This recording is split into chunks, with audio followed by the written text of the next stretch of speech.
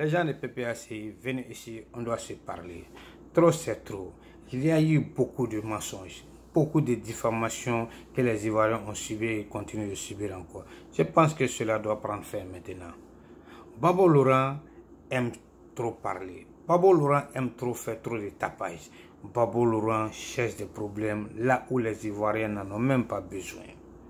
Voilà encore Laurent Gbagbo et son PPACI. Ils veulent créer encore une autre milice pour replonger la Côte d'Ivoire dans une autre crise encore, comme en 2010-2011. D'après eux, qui sont en train de créer une cellule antifraude pour les élections. Des jeunes vont aller s'arrêter devant les bureaux de vote, soi-disant qu'ils sont là pour surveiller les élections. Et les forces de l'ordre, quel est leur rôle? Je pense que chaque parti politique a des représentants au niveau de la CEI. Et chaque parti politique a des représentants dans chaque bureau de vote. Donc, qu'est-ce que vous voulez?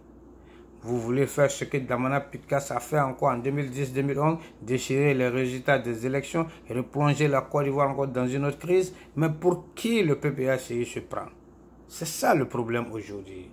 Mais dites à Laurent Gbagbo et à son PPACI que ce n'est pas avec le mensonge, que ce n'est pas avec la diffamation, ni la violence, ni les injures ou encore moins la xénophobie qu'on peut diriger ce pays-là encore. Que ça c'est terminé. Vous savez, chers Ivoiriens et Ivoiriennes, est-ce que vous voulez le progrès? Vous voulez le progrès? Est-ce que vous avez de l'ambition? Vous voulez d'un président ambitieux? Si oui, ne choisissez jamais ce Laurent Gbagbo et son PPACI. Voilà. Gbagbo, ce Laurent Gbagbo qui est là aujourd'hui, ils soi-disant qu'ils sont des panafricains. Mais voilà des gens qui sont incapables de saluer, d'apprécier un geste de panafricanisme venant du président Ouattara. Parce que c'est le président Ouattara, non, on ne peut pas apprécier cela. Vous voyez, ça c'est de l'hypocrisie, de l'ingratitude. Aujourd'hui, le président Ouattara a accueilli des réfugiés burkinabés. Il les a même logés. Mais ces gens-là sont incapables d'apprécier cela. C'est le même président Ouattara qui a fourni des armes au Burkina pour que le Burkina puisse combattre le terrorisme. Il n'y a pas un pays de la sous-région qui a fait ça. Donc il n'y a pas plus panafricain que le président Ouattara. Vous voyez? Mais j'aimerais dire au peuple burkinabé que de comprendre que le président Ouattara vous aime, que ceux qui sont en train de crier sur la toile, ceux qui sont en train de faire des tapages, soi-disant des panafricains, des opposants ivoiriens, ils veulent seulement se joindre à vous pour avoir une force pour déstabiliser la Côte d'Ivoire et le pouvoir du président Ouattara. Donc réveillez-vous, chers frères burkinabés. Même les Maliens aujourd'hui qui disent qu'ils sont partenaires frères à vous.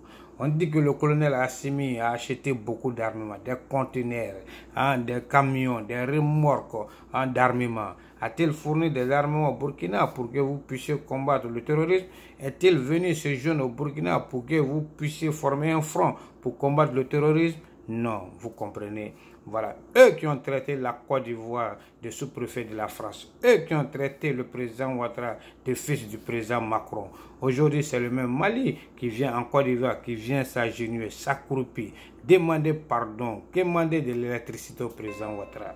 Vous voyez, c'est ce que j'ai dit.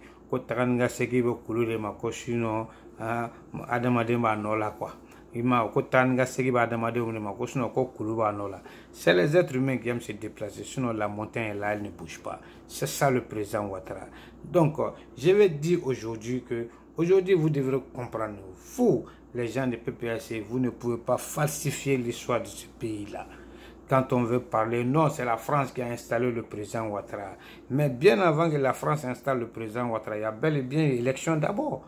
Et le président Gbagbo, il a refusé. C'était un mauvais perdant. C'est son refus qui a fait que la France a intervenu. Et ce n'est pas la France, c'est les Nations Unies. Parce que la France a intervenu sur le mandat des Nations Unies pour déloger cet homme qui voulait s'accrocher au pouvoir comme Akouani. C'est ça qui est la vérité. Donc, si on veut dire la vérité, un conseil constitutionnel manipulé par Laurent Gbagbo qui annule cette région favorable au président Ouattara et donne la victoire à Laurent Gbagbo, vous pensez que cela est sérieux? Est-ce que le droit a été dit?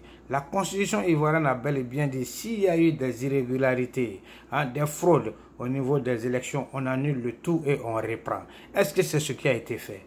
Non, le conseil constitutionnel a été manipulé par Laurent Gbagbo à sa guise. Voilà, c'est eux qui ont été les premiers à violer cette constitution-là. Mais lorsque on prend, depuis que Laurent Gbagbo est revenu de la prison, il ne fait que raconter, il ne fait que parler. Quand il se lève à gauche, j'ai été libéré, il faut qu'on cherche les coupables de 3000 morts. À droite, libérer les militaires prisonniers. Ils se sont battus pour la Côte d'Ivoire. Non, Laurent Gbagbo, entre toi et nous, nous savons qui a causé les 3000 morts.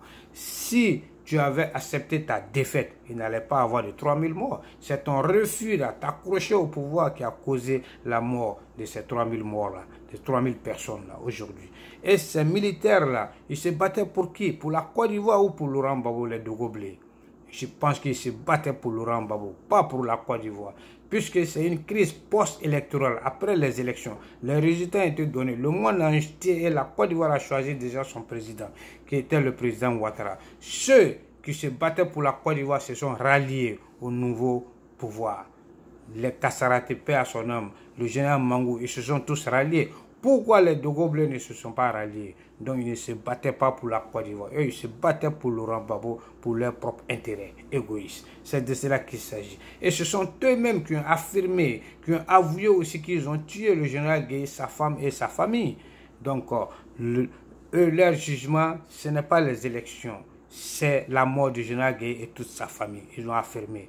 Donc la famille du général Gueye n'ont pas besoin de justice aussi. M. Laurent Gbagbo, les gens du PPACI, c'est là la question. Donc je pense qu'aujourd'hui, Laurent Gbagbo pense que lui, il est toujours président. Laurent Gbagbo pense que lui, il est toujours l'homme fort, le Woody, qu'on l'appelait dans le temps. Mais dites à Laurent Gbagbo que tout ça c'est fini, que c'est terminé. Tout ça c'est terminé. Je pense que M. Laurent Gbagbo a la tête sur les épaules. Laurent Gbagbo doit revenir sur terre et faire profil bas. Moi, quand on parle, c'est eux qui disent que la Côte d'Ivoire a endetté, le président Ouattara a pris des crédits, il a endetté la Côte d'Ivoire. Oui, je préfère un président qui prend des crédits et qui transforme son pays à merveille que de suivre un Laurent Gbagbo qui vole, qui dilapide l'argent des Ivoiriens avec ses proches. Voilà un président qui finance la campagne de Jacques Chirac. Quand on lui demande, il dit ça c'est du passé.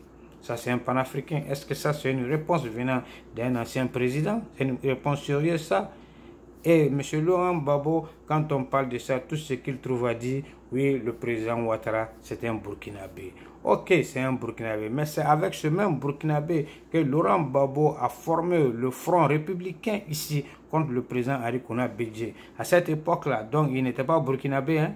C'est ce même Laurent Gbagbo qui prenait les 20 millions chaque mois avec le président Blaise Compaoré du Burkina Faso pendant plus de 10 ans. L'argent là, ce n'était pas étranger aussi, hein? Mais c'est vous qui traitez les Burkinabés d'étrangers toujours. Quand ça vous arrange, les gens ne sont pas étrangers. Quand ça ne vous arrange pas, ouais, les gens sont des étrangers. C'est dommage. Je dis que vous êtes des hypocrites. C'est ça qui est la réalité. Mais je dis quelque chose aujourd'hui. Entre le président Ouattara et votre Laurent Gbagbo, qui est venu à la tête de la Côte d'Ivoire pour servir le peuple ivoirien? Je pense très bien que c'est le président Ouattara. Parce qu'on ne fait que voir des routes, hein, des ponts, des hôpitaux, le SMIC a augmenté, doublé même, etc. Et contrairement à Laurent Gbagbo, qu'est-ce qu'on voit? Les RAV4, les jeunes filles en Côte d'Ivoire enceintes partout. C'est tout ce que nous on a vu. Vous voyez, donc je pense que même en termes de reconnaissance, le président Ouattara est mieux que Laurent Gbagbo. Regardez tous ceux qui se sont battus pour le président Ouattara. Ses compagnons de lutte, eux tous ont été récompensés. Les Kandia, les Touré Mamadou, les Bakongo, même Soro Guillaume, premier ministre de l'Assemblée nationale, président de l'Assemblée. Vous voyez, mais Laurent Gbagbo, regardez comment il traite Blé Goudé et Simone Gbagbo aujourd'hui. Vous voyez? Voilà, regardez comment il a oublié les Abou Ghali, les Gadji Seli, les Serre Kassi et même Awa Eura. Vous comprenez? Donc, en termes de jeunesse, le président Ouattara est plus proche de la jeunesse. Il pense à la jeunesse. Il a besoin de cette jeunesse-là. Regardez son gouvernement. Tout est jeune. Même le porte-parole du gouvernement, les Touré Mamadou. Regardez les porte-parole du RHDP. Regardez les Kokoranzi, etc. Vous voyez, c'est ça le panafricain. C'est un panafricain. C'est ça qu'on appelle du panafricanisme. Mais je vais vous dire quelque chose. Ceux-là, si le PPACI revient au pouvoir encore en Côte d'Ivoire, mais c'est la mort. Mais Blé Goudé, tu vas mourir, tu dois quitter la Côte d'Ivoire. C'est clair, c'est fini pour Blé Goudé. Et nous autres, n'en parlons même pas. Je pense qu'on va rester là où nous sommes. Hein. On sera tous des Français, des Américains ou bien des Chinois. C'est de cela qu'il s'agit et c'est ça qui est la réalité. Donc vous pensez que nous on est bêtes pour suivre un parti de ce genre, un parti politique comme ça? Non, jamais. Vous avez compris? Mais c'est eux qui traitent le président Ouattara de dictateur. Hein? Mais lui au moins il a permis à beaucoup d'entre vous de rentrer en Côte d'Ivoire. Ou bien, voilà. Donc vous pensez que la politique là c'est du jeu? C'est pas avec vos danses là, easy qui va vous amener au pouvoir. Ou bien ce n'est pas le fait d'aller en France, de vous promener dans les rues en France là-bas, à montrer vos kojos là au petit blanc au monde entier qui va vous amener au pouvoir, que vous êtes en train de maudire le président Ouattara. Ah, si le ridicule pouvait dire. Pour maudire quelqu'un là, il faut que toi-même tu sois béni d'abord. Vous n'êtes pas béni, comment vous pouvez maudire le président Ouattara? Ah, c'est ça qui est la réalité, vous avez compris?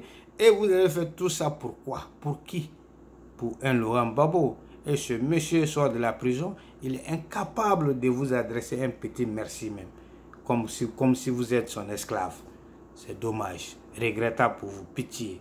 Mais aujourd'hui, je peux vous dire que Laurent Gbagbo, il est plus proche de la tombe que de la vie. Hein? Donc Laurent Gbagbo ne peut plus rien apporter à la Côte d'Ivoire. Laurent Gbagbo a eu sa chance de montrer aux Ivoiriens qu'est-ce qu'il est capable de faire. Il n'a pas pu.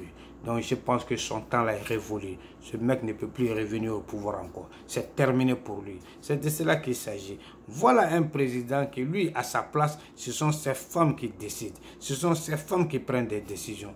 Donc je pense que la Côte d'Ivoire était dirigée par les femmes de Laurent Gbagbo. Ce sont ces femmes qui prenaient les décisions de l'État. C'est dommage pour la Côte d'Ivoire. Ça, c'est quel genre de chef, ça?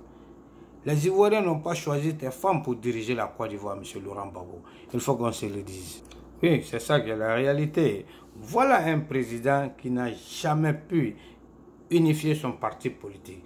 Un président qui a été incapable de mettre de l'ordre dans le désordre qui régnait dans son parti politique. Voilà un homme comme Laurent Gbagbo qui n'a jamais pu unifier, maîtriser son foyer, maîtriser ses propres enfants. Gérer son foyer, il a été incapable. Gérer ses enfants, il a été incapable. Et vous voulez que nous confions la destinée de la Côte d'Ivoire à un mec comme ça? Non, j'ai dit non, je suis vraiment désolé.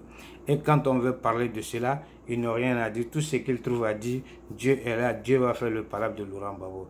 Mais vous oubliez quelque chose. Laurent Gbagbo, il n'est pas le seul fils de Dieu. Dieu est pour tous. Nous sommes tous les enfants de Dieu. Et c'est pourquoi c'est ce même Dieu qui est venu faire sauter, décapiter votre Laurent Gbagbo du pouvoir. Parce qu'il est dans du faux. Laurent Gbagbo, c'est du faux. Et le PPS est du faux. C'est de cela qu'il s'agit. Je pense que ces dirigeants du FPI, de l'ancien FPI et du PPACI, aujourd'hui là, ces dirigeants du PPACI ne méritent pas de diriger la Côte d'Ivoire. Ne méritent même pas d'être sur la scène politique ivoirienne encore. C'est du gâchis. Cela, c'est du mépris. S'ils reviennent au pouvoir, la Côte d'Ivoire est morte. Merci à vous. Peace out.